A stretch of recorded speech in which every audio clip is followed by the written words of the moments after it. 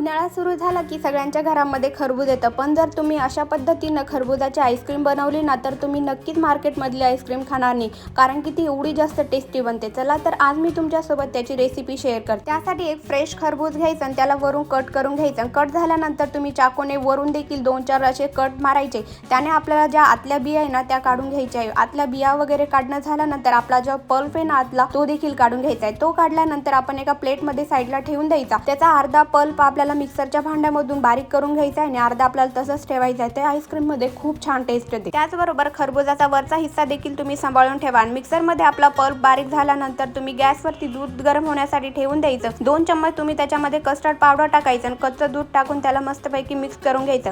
आणि जे आपलं दूध गरम झालंय ना त्याच्यामध्ये त्याला टाकून द्यायचं आणि ते थोडंसं घट्ट होईपर्यंत त्याला शिजू द्यायचं। तोपर्यंत तुम्ही ड्रायफ्रुट्स वगैरे कट करून घ्यायचे। ड्रायफ्रुट्स तुम्ही तुमच्या आवडीनुसार घेऊ शकता, जे जे तुम्हाला आवडतं। आणि आता आपलं कस्टर्डचं दूध तयार झालंय। तुम्ही त्याच्यामध्ये ड्रायफ्रुट्स आणि जो पल्प काढला होता ना तो मिक्स करून द्यायचं आणि 6 ते 7 तास तुम्ही फ्रीजरमध्ये त्याला सेट होण्यासाठी ठेवून द्यायचं।